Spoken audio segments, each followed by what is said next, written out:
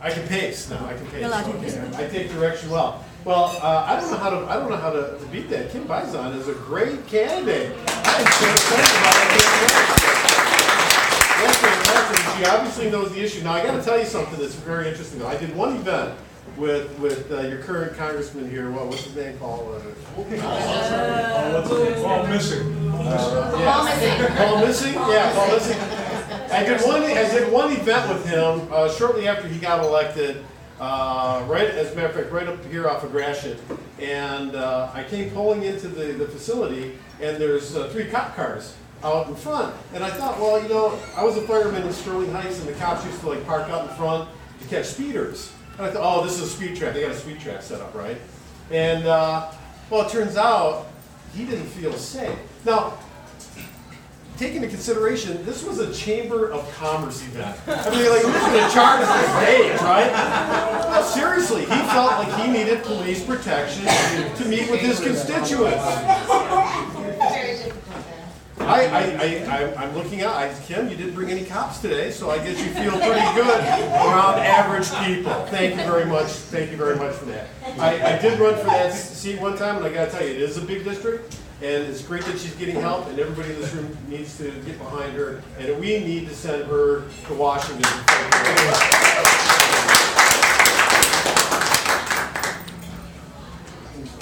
You know, I'm in my 3rd and final term in Lansing, and in the entire time I've been there, I've been in the minority. And I have to tell you, it's quite frustrating when you try to get things done up in Lansing, and because you're in the minority and you can't get a bill heard, you can't get your position heard, it's very frustrating. So I learned very early on to control the things I can control. And those are the things I can do within my district at home.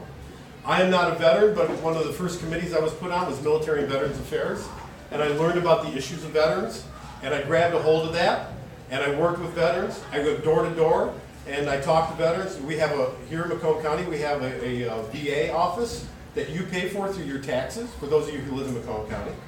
And I can't tell you how many veterans don't know that we have our own VA right here in Macomb County. A lot of them still think that you got to go to Detroit. And I thought, who in the heck? Everybody says they love their veterans. Why don't these veterans know that they can just go to Macomb County? Well, you know why? Because nobody ever bothered to knock on their door and tell them and have a conversation with them. Same thing with seniors. So many senior programs. And I love my seniors, and when I was a firefighter, a lot of our 911 calls, as you can imagine, had to do with seniors and their issues. And going, again, door to door. Not just during election years, but non-election years, we would go door to door, and we would have conversations with people on the front porch. And we'd find these seniors, and we'd find out that they needed help. And we had the resources to do that through my office. So over these last several years, I've been able to help, I and my staff have been able to help so many people without passing a bill, you know, without making a floor speech, you know, without doing anything grandiose. It's just hard work. You put on your shoes, you know, you put on a polo shirt in the summertime because it's hot, and you go out with some literature and you knock doors and you have real conversations with real people and you find out what's going on in their lives. Politics is just that simple. You make a connection with your neighbors.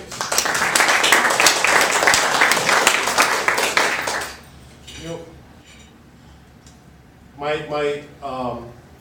Republican colleagues, you know, they're sort of in the situation, you may have heard, they used to say this about George Bush, right? He was born on third base and thought he hit a triple. My Republican colleagues are kind of in the same boat, right? Because, you know, this whole started back at the Tea Party wave in 2010, the year I ran for Congress, right? The Tea Party wave, and all the Republicans got swept in. And we got Governor Snyder got swept in. Republican majority in the House got swept in, and there's already a Republican majority in the Senate, and it got even bigger to the point where they became a super majority.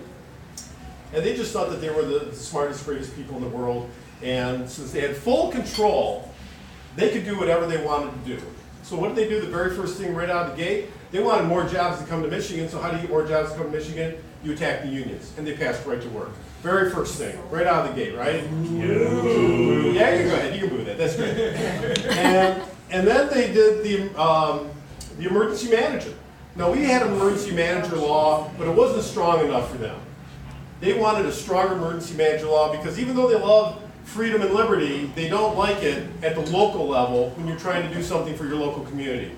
So they passed this emergency manager, the very strong emergency manager law, and it was so bad that it got put on the ballot to repeal it, and it overwhelmingly passed.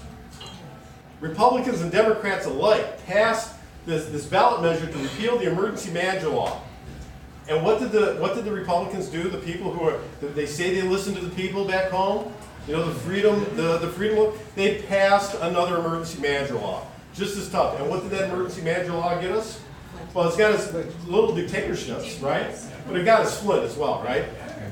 So the Republicans like to talk about, they like to call the Granholm years the lost decade, right? Now, trust me, Jennifer Granholm didn't start 2 wars. Jennifer Granholm didn't cause GM and Chrysler to go down the tubes, and we almost lost our auto industry.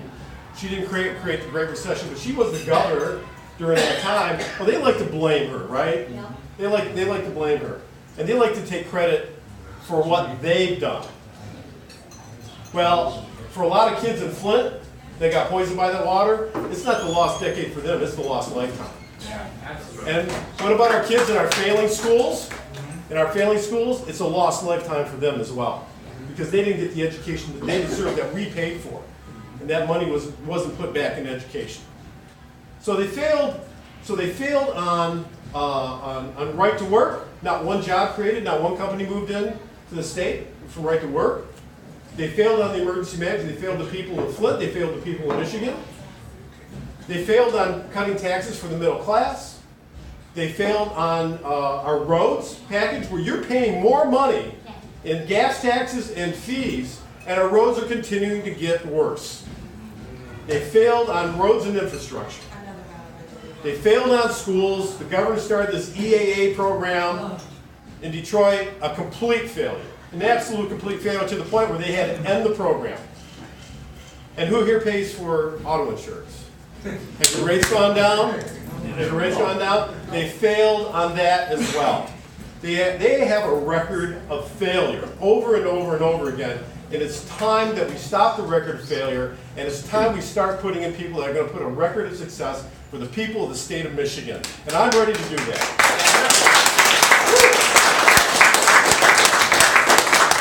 It's very easy to talk about the failings of the other party. But it's more difficult to talk about what we can do. Actually, it's not that difficult to talk about. What we can do, we have to look at a brighter future for the state of Michigan, for our working families, for our children, for our aging parents, for our veterans. We have to put people first. This has to be a state that has a government that puts people first, people before corporations. And we're going to do that here in the state of Michigan when you elect a Democratic governor, a Democratic majority in the House, and a Democratic majority in the Senate. I know I have a vision. I have a vision for a better Michigan. I have 3 grandchildren. The oldest one's going to start kindergarten next year. I want to make sure right here in anchor-based schools, I want to make sure that he has a first-class education. I want to make sure that my granddaughter and my other grandson also have a first-class education. I want to make sure that all of my friends who are veterans get the best care possible. Last year, we got a notice that through the Michigan Works program, they had 25 homeless veterans in Sterling Heights.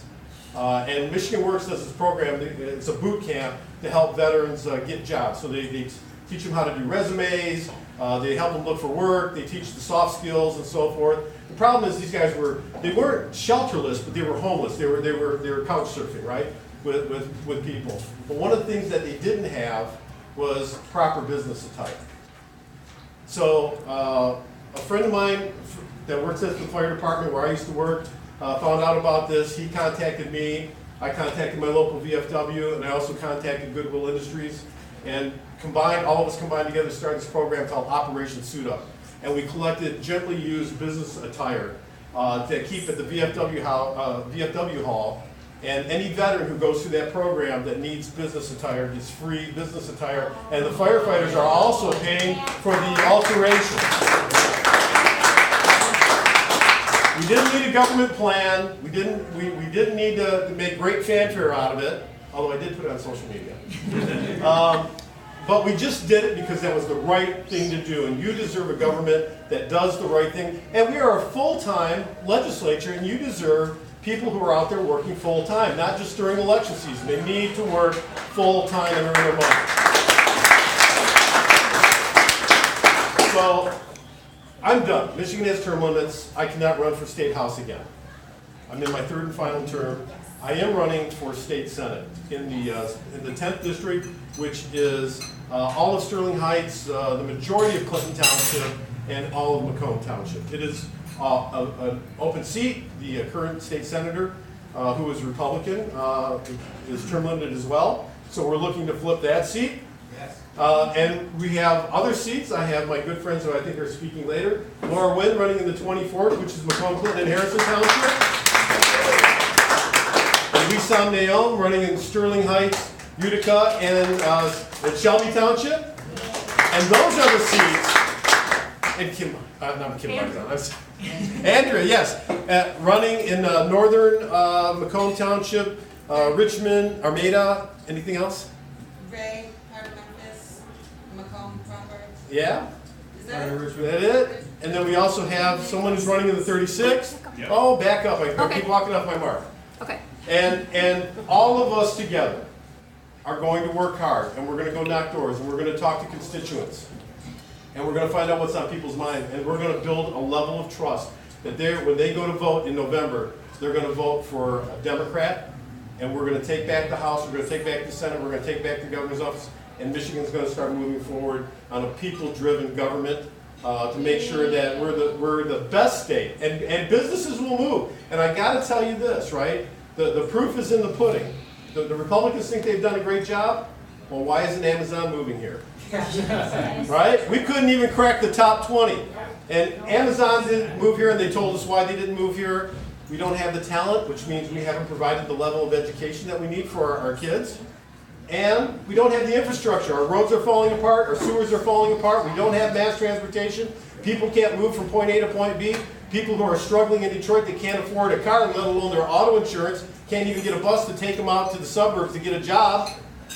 And yet, we have Republican legislators who want to cut off their benefits because they're not working. They don't want to put in the work to reduce their auto insurance. They don't want to put in the work to give them mass transportation, but they'll take their health care benefits away from them. We have to do better. We can do better. I know we're going to do better. So, and I, along with all my colleagues here in this room, are going to fight for you and your families. Absolutely. So, a couple of campaign updates. Campaign updates on the thing.